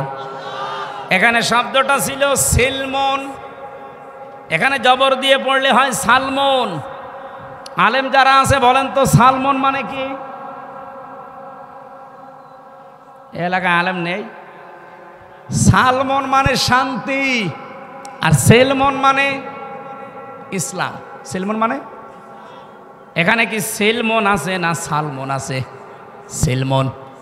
আল্লাহ পাক বলেন উদখুলু, বহু বচন এটা, সবাই মিলে প্রবেশ করো, ফিস সিলমি, ইসলামের মধ্যে। কিভাবে করবা? কাফা, পরিপূর্ণভাবে। এখন আমাকে যদি কেউ প্রশ্ন করেন, হুজুর সারা জীবন আমি আয়াত শুনছি ইসলামে প্রবেশ করো, ইসলামে প্রবেশ করো পরিপূর্ণভাবে, তো ইসলামে পরিপূর্ণ প্রবেশ কিভাবে করে? কেউ যদি বলে আমি ইসলামে পরিপূর্ণভাবে প্রবেশ করতে চাই, তার কিছু আলামত পড়া কোরআনে আল্লাহ দিয়েছেন। আমি 9টা পেয়েছি, সামারাইজ করে 5টা বানিয়েছি। আপনি যদি এই 5টার ভেতরেও নিজের জীবনকে, প্র্যাকটিক্যাল লাইফকে মিলাতে পারেন, আপনি বিশ্বাস করতে পারেন যে আমি ইসলামে পরিপূর্ণ দাখিল হয়ে গেছি। সুবহানাল্লাহ বলতে পারেন না? আর 1 নম্বরে আকীদা বিশুদ্ধ করা লাগবে। এই জন্য এই পয়েন্টটা নিয়েছি। আজ বহু রকমের আকীদা চলছে বাংলাদেশে। এই দেশে যারা একামতে দিন কায়েম করতে চায়, আল্লাহর কসম কোরআন শরীফ আমি সামনে নিয়ে হাতে নিয়ে বলছি, তাদের বিরুদ্ধে একটা মিথ্যা অপপ্রচার করা আছে যে তাদের আকীদা ঠিক নেই। আরে ভাই আমার আকীদা, আমি সাফ কথা বলছি, আল্লাহর জমিনে আল্লাহর আইন প্রতিষ্ঠা করা, এটা আমার আকীদা। হ্যাঁ, আমার সিস্টেম ভুল হতে পারে। কেউ গণতন্ত্রের নাম দেন, কেউ রাজতন্ত্রের নাম দেন, কেউ খেলাফতের নাম দেন, আমার সিস্টেম ভুল হতে পারে কিন্তু আমার বিশ্বাসে ভুল নেই। আমি আব্রাহাম লিঙ্কনের গণতন্ত্র আমিও মানি না। জনগণ সমস্ত ক্ষমতার উৎস, এই বিশ্বাস আমারও নেই। আপনার কি মনে হয় জামাত ইসলামের নিবন্ধন বাতিল করে দিয়েছে শুধুমাত্র তারা 71 সালে ভূমিকাটা খারাপ ছিল এই কারণে তাদের নিবন্ধন বাতিল হয়েছে? জীবনও না। এ দেশ তো আর হাসিনা এতদিন চালায়নি, চালিয়েছে ওনার স্বামী। ওনার নামে স্বামী যিনি, উনি এখানে যা বলেছে তাই হয়েছে দিল্লির প্রেসক্রিপশন অনুযায়ী। যারাই বলেছে যে ক্ষমতার উৎস জনগণ নয় আল্লাহ, তাদেরই নিবন্ধন বাতিল করে দিয়েছে। কারণ এখানে একটা প্রকাশ্য শিরিক লুকিয়ে আছে। আপনিও কালকে বলেন যে জনগণ সমস্ত ক্ষমতার উৎস, আমরা মেনে নিলাম, আপনারটা আজকে ফেরত দিয়ে দেবে। এই জন্যই তো বারবার বলছি, সংস্কার যখন আরম্ভ হয়েছে 2732 জন মানুষ যখন অন্তত জীবন দিলই, তাদের জীবনের মূল্য যদি দিতে চান, বাংলাদেশে এই মানানো সংবিধান যেটা শিরিক কুফর দিয়ে ভরপুর করা, এর যতগুলো ধারা আমি পড়েছি অধিকাংশ ধারা কোরআনের সাথে মেলে না। এই কোরআনে আল্লাহ একটা সংবিধান নামে সূরা দিয়েছেন, তার নাম ফুরকান। ফুরকান মানে সংবিধান, আধুনিক অর্থ ফুরকান মানে সংবিধান। এখানে 77টা আয়াত আছে, কয়টা? 73টা ধারা আছে। আপনি তাফসির বুঝে বুঝে পড়েন। পৃথিবীর কোনো এলাকা যদি কেউ ভালো বানাতে চায়, মিনি জান্নাত তৈরি করতে চায়, এই 77টা আয়াতের 73টা ধারা ওই দেশে যদি কায়েম করে দিতে পারেন, ওই এলাকা মিনি জান্নাত হয়ে যাবে। আর আমরা ওইটাই চাচ্ছি। সংস্কার আরম্ভ হয়েছে সেই 2024-এর 5 আগস্ট থেকে শুরু করে বারবার আহ্বান জানাচ্ছি যে সংস্কার করেন, তাড়াতাড়ি করেন। কেউ বলছে না সংস্কার লাগবে না, তাড়াতাড়ি নির্বাচন দেন। নির্বাচন দিয়ে করবো কি? সংস্কার না করে নির্বাচন দিলে আগে যে দিনের ভোট রাতে হয়েছে তাই হবে। কারণ এই যে 1628 জন যারা দায়িত্বে আছে, এরা তো ওই মানুষগুলোই, এই ডিসি সেই ডিসি, এই এসপি সেই এসপি, এই টিওনো সেই টিওনো, এই ওসি সেই ওসি। হ্যাঁ, কুষ্টিয়ার ডিসি গেছে কুমিল্লায়, কুমিল্লাটা গেছে কুড়িগ্রাম, কুড়িগ্রামটা চট্টগ্রাম। এই পার্থক্য। মাল তো সব একই আছে। কি মাল এক নেই? খালি চেয়ার পাল্টিয়েছে। চেয়ার পাল্টিয়ে কি হবে? মাল পাল্টান। খালি জিনিসপত্রগুলো পাল্টিয়ে যারা এতদিন কে বৈষম্যের শিকার ছিল এই 15.5 বছর, তাদেরকে নিয়ে এসে বসান। কালকেই নির্বাচন আমরা মেনে নিচ্ছি, কোনো অসুবিধা নেই। এই জন্যই বারবার সংস্কার চাচ্ছি যে সংস্কার যখন সব জায়গায় চলছে, সংবিধানও সংস্কার করেন। এখানের ধারাগুলো ডক্টর কামালের লিখা, একটা নাস্তিক, ওর লিখা সংবিধান বাতিল করে দিয়ে কোরআনের সংবিধান। এখানে 92 জন মুসলমান, 100 জনের আমরা বাস করি। আমরা কোরআনের এই 73টা ধারার সংবিধান চাই না।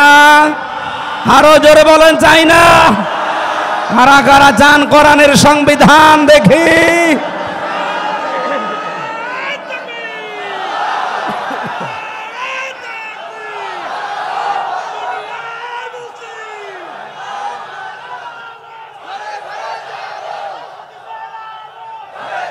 আলহামদুলিল্লাহ ভাই। আমার ভাইরা, এটা যদি কারো কাছে রাজনীতি মনে হয়, হ্যাঁ আল্লাহর কসম এটাই আমার রাজনীতি। এটা যদি কারো কাছে ধর্ম ব্যবসা মনে হয়, আল্লাহর কসম এটাই আমার ধর্ম ব্যবসা।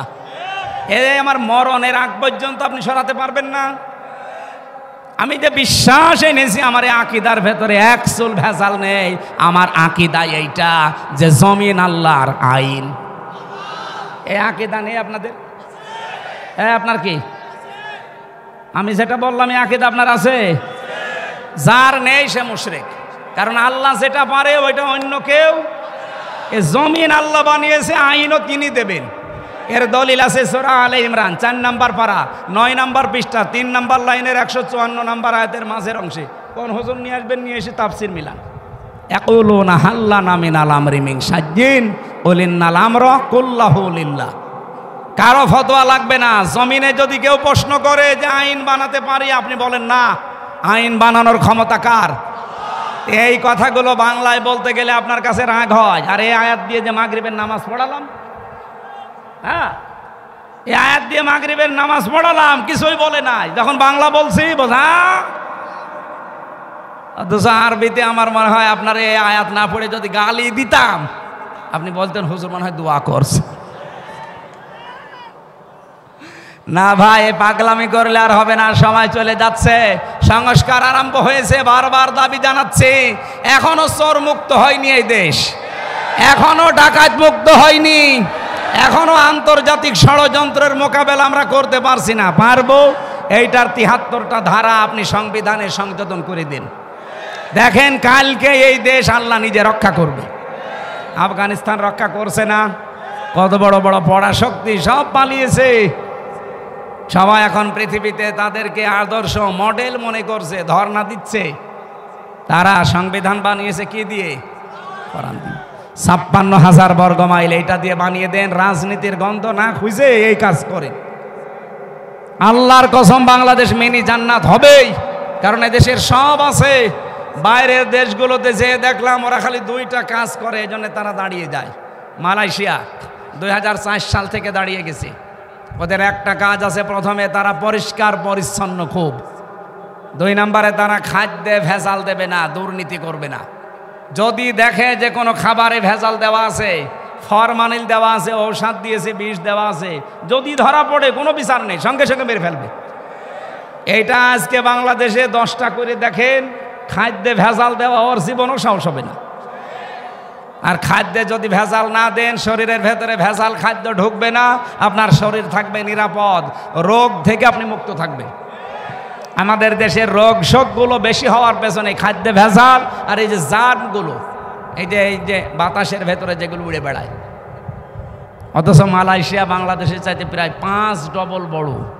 এত বড় বিশাল দেশে মাত্র 9 দিনে এলাকা সব ঘুরে আসলাম।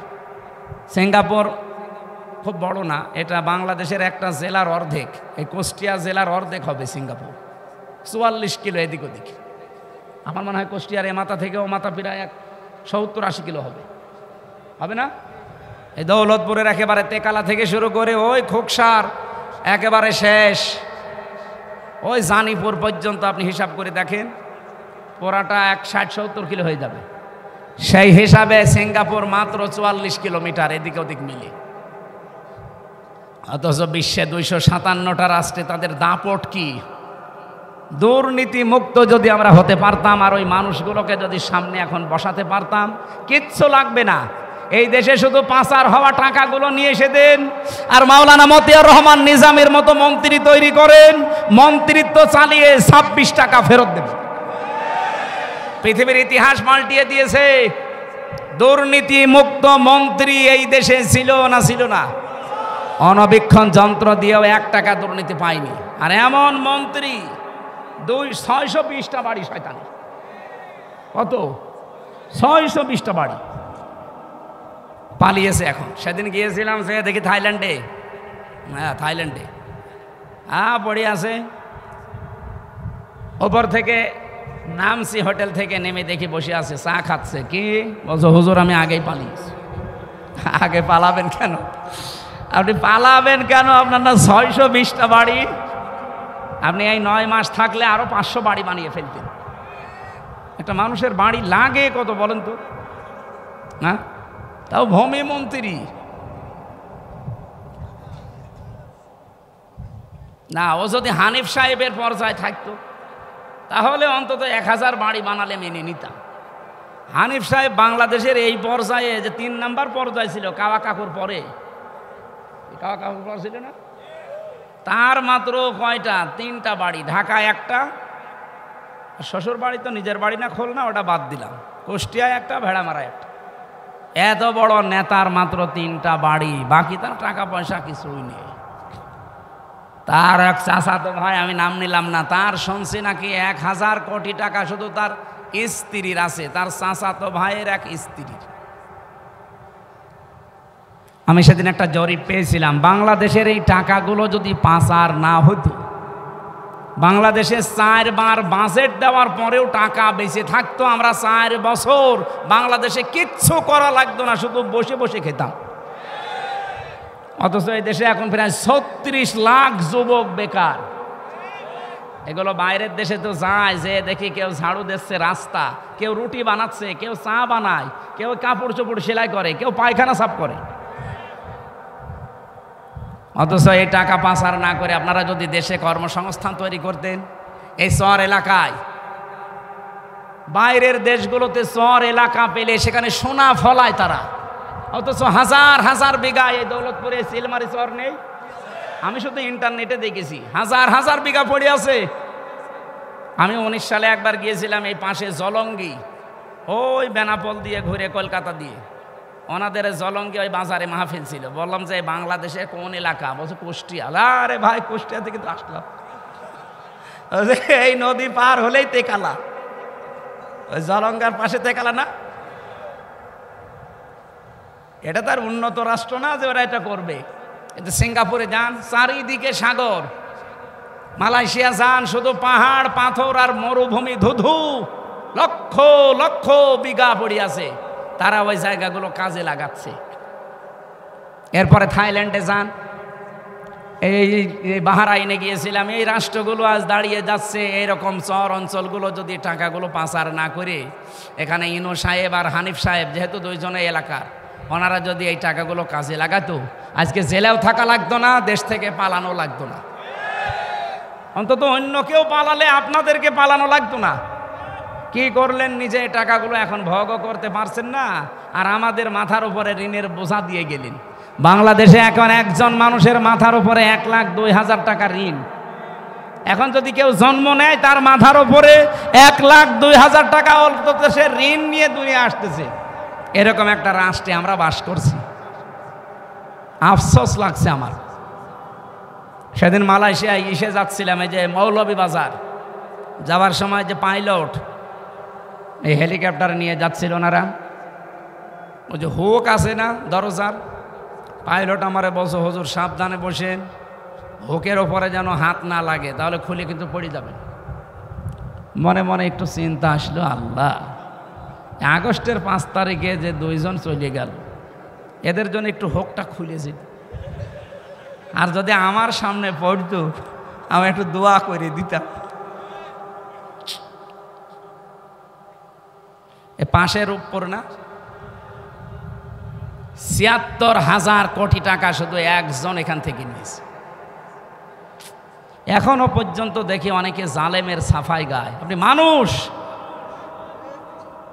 জালেম তো সাধারণ জিনিস না, জালেম হচ্ছে আল্লাহর মামলার আসামি। আর সবচাইতে বড় জুলুম পৃথিবীতে আল্লাহর আইন বাদ দিয়ে অন্যের আইন প্রতিষ্ঠা করা, আর আমরা সেইটারই বিরুদ্ধে। এই কথা বলে না কেন? এই জন্য আপনারা আমাদেরকে টার্গেট মনে করেন। আরে ভাই, আপনার টার্গেট তো আমি হওয়ার কথা না, আপনার টার্গেট কে? আল্লাহ। আমি আল্লাহর ওই কথাই তো বলছি, আল্লাহর জমিনে আল্লাহর আইন মরণের আগ পর্যন্ত চাবো। ওয়াবুদ রব্বাকা হাত্তা ইয়াতিয়াকাল ইয়াকিন। ওই পর্যন্ত তোমরা আল্লাহর ইবাদত করতে থাকো যতদিন ইয়াকিন না আসে। ইয়াকিন মানে মরণ, মরণ, মৃত্যু যতদিন না আসে ততদিন তোমাদের ইবাদত চলবে। আর আল্লাহর জমিনে আল্লাহর দিন প্রতিষ্ঠা, এটা আমরা ইবাদত মনে করি। এটা সব ইবাদতের বড় ইবাদত মনে করি অন্তত আমি। এই কথা বলেন না কেন? এই জন্য একটা জায়গায় মত পার্থক্য করা নিষেধ আমি বলেছিলাম। সেটা কোন জায়গায়? কোরআনের কাছে আসতে। আর এক জায়গায় আছে, আনাকিমুদ্দিন ওয়ালা তাতাফাররাকু ফি। দিন কায়েমের কথা বললে কোনো ফতোয়াবাজি করবা না, কোনো মত পার্থক্য করা যাবে না। এ নির্দেশ কার? পরা কোরআনের ভেতরে দুই জায়গায় মত পার্থক্য করা নিষেধ, হারাম। দলাদলি করা, আর বাংলাদেশ সহ বিশ্বের মুসলমানদের এখন এই দুই জায়গায় দলাদলি বেশি। অন্তত আমরা না করি, যে করে না বুঝে করুক, আমরা করব আজকে থেকে। দিন কায়েমের কথা যেই বলবে, হ্যাঁ পদ্ধতি ভুল হতে পারে, কিন্তু তার মনের ভেতরে তো আছে দিন কায়েম হোক এই জমিনে। কিন্তু যারা জালেম, মানুষের তৈরি করা আইন যারা কায়েম করতে চায়, বলেন তো তারা কোনোদিন চায় যে জমিনে আল্লাহর দিন কায়েম হোক? না, তারা চায় আমার স্বামীরটা হোক, আমার বাবারটা হোক, অথচ অন্য কোনো আত্মীয়রটা হোক। কিন্তু আমারও তো আত্মীয় স্বজন আছে, আমি জীবনেও কি চাইবো যে আমার বাবার আইন এদেশে হোক? বলেন বলেন।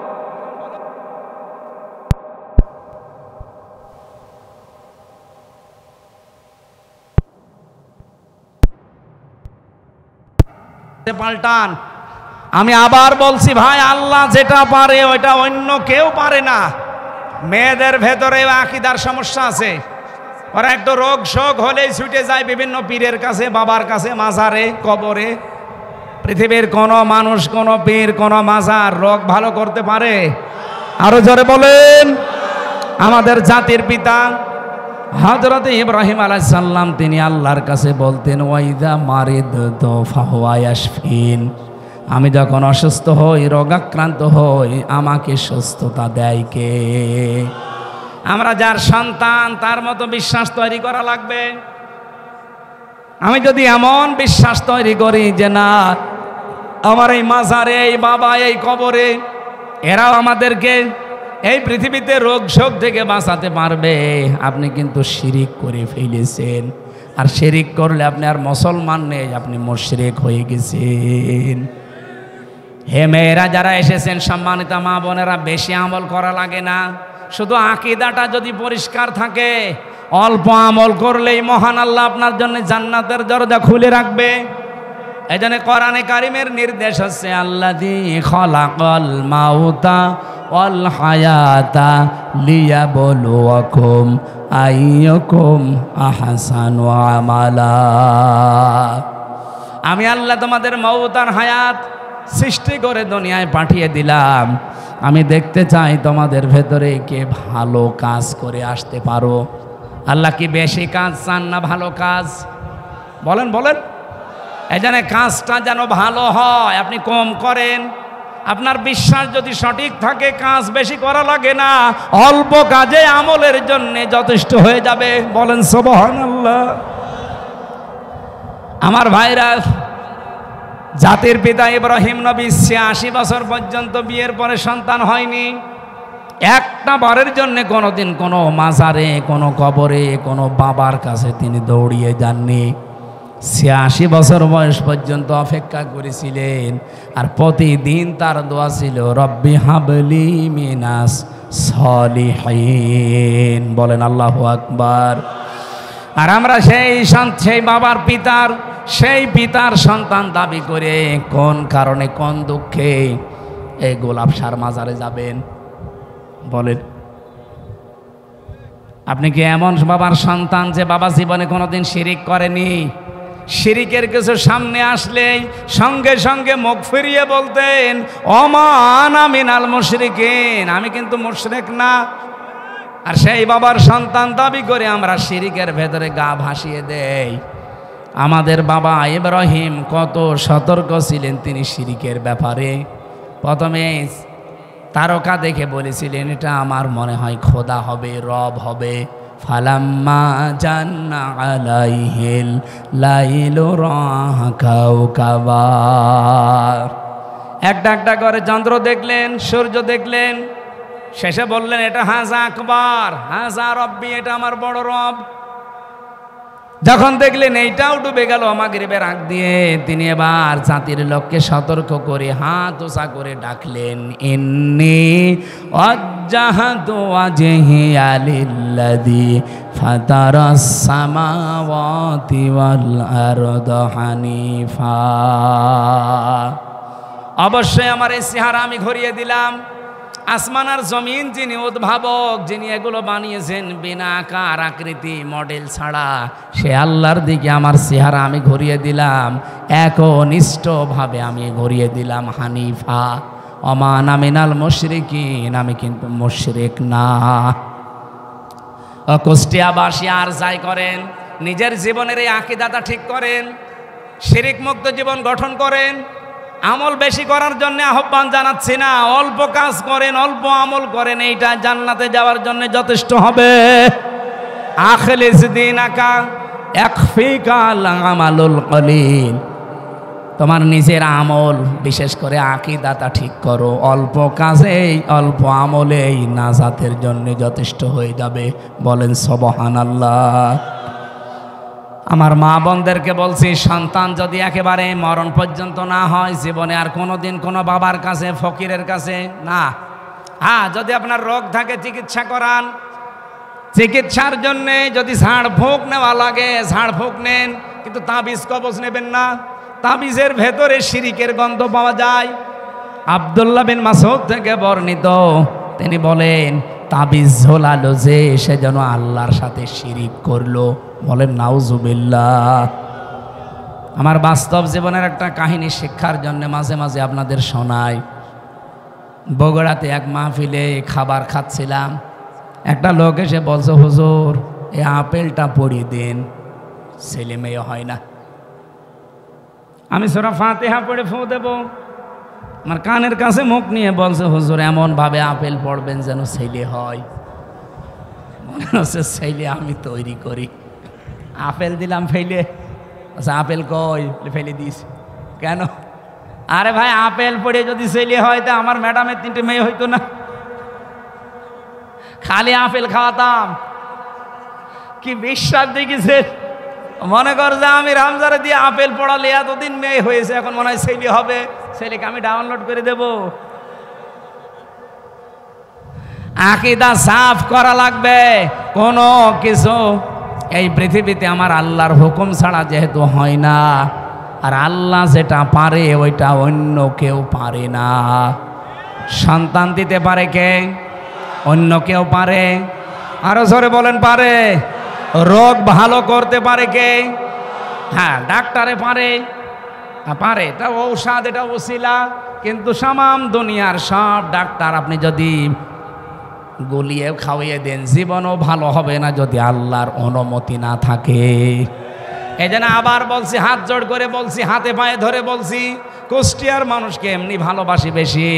আমি চাই না আমরা জাহান্নামে চলে যাই। খালি শিরিক মুক্ত জীবন তৈরি করেন, আকীদাটা সাফ করেন, পরিষ্কার করেন, আপনাকে জান্নাতে কেউ বাধা দেবে না।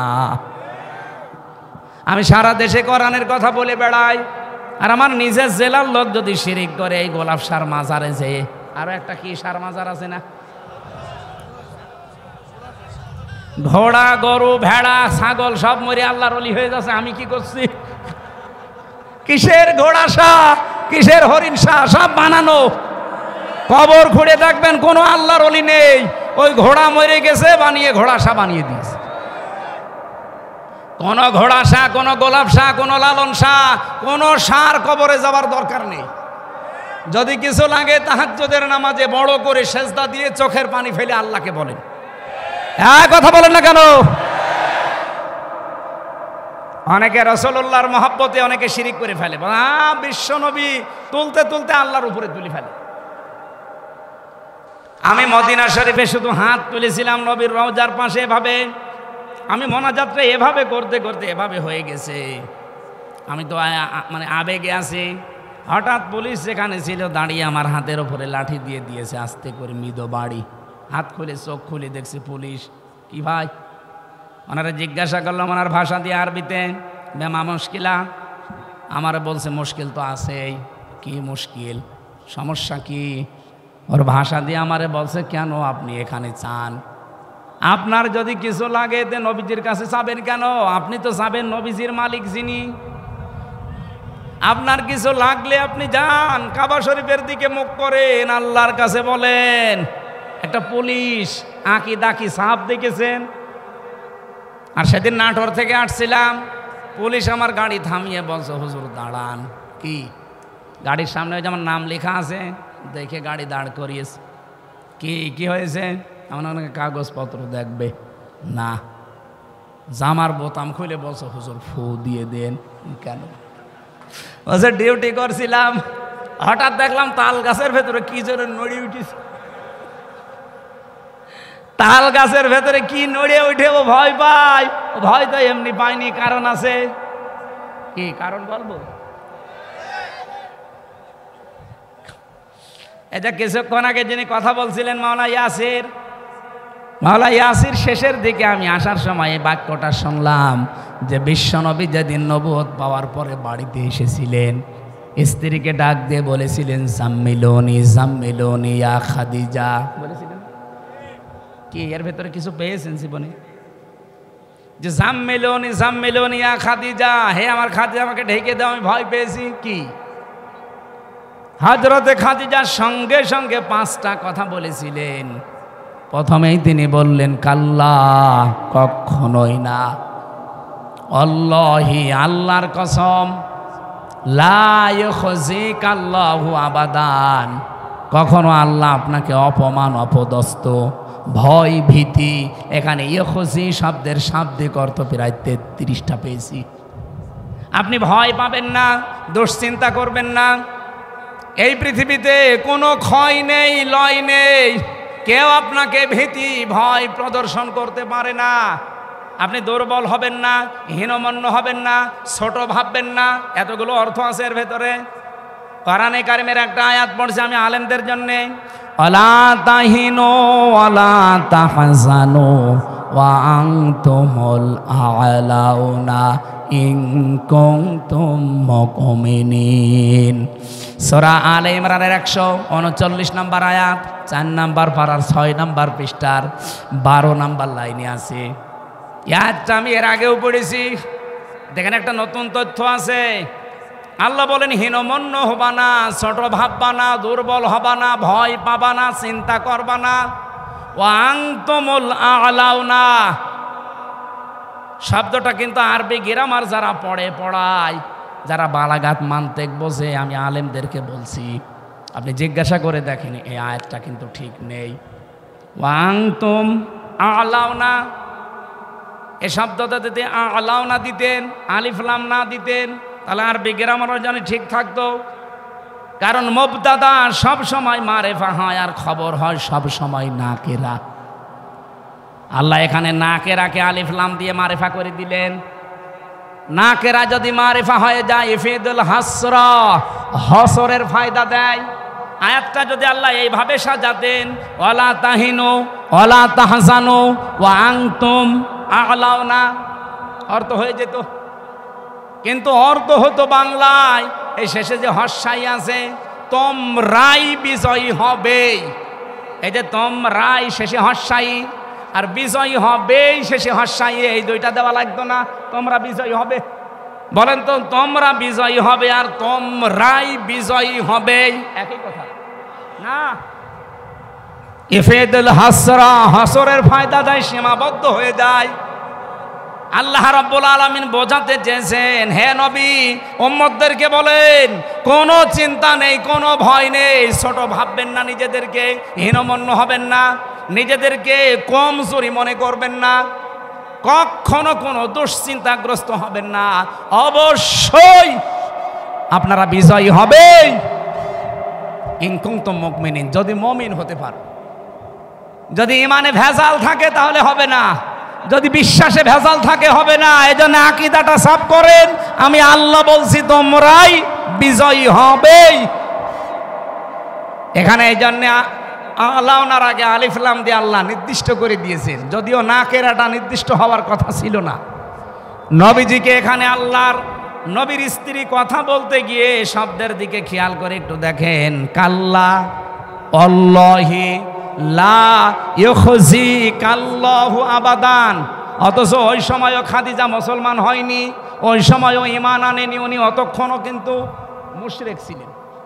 উনি ওই সময়ও যদিও শিরিক প্রচলিত করতেন না, কিন্তু ওই সময় তো ঈমান আনেননি। খাদিজাকে ওই সময় ঈমান এনেছিলেন। যখন নবীজি নবুয়ত পেয়ে আসলেন তখন ঈমান এনেছিলেন? আনেন নাই। প্রথমেই তাকে সান্ত্বনা দিলেন, স্বামী কোনো ভয় নেই, কোনো চিন্তা নেই, ওই আল্লাহ কখনোই আপনাকে ভয় দেখাতে পারে না, আল্লাহর কসম। উনি কি মুসলমান? বলেন বলেন। কসম কাটলেন কার নামে? কয়বার? 3 বার। কাল্লা, প্রথমে আছে আল্লাহি, কাল্লা লা ইউখজিকাল্লাহু আবাদান, 3 বার। এতটুকু বাক্যের ভেতরে হযরতে খাদিজা আল্লাহর নাম বললেন কয়বার? বলেন বলেন। কেন? এরপরে তিনি একটা একটা করে 4টা সুসংবাদ দিলেন স্বামীকে।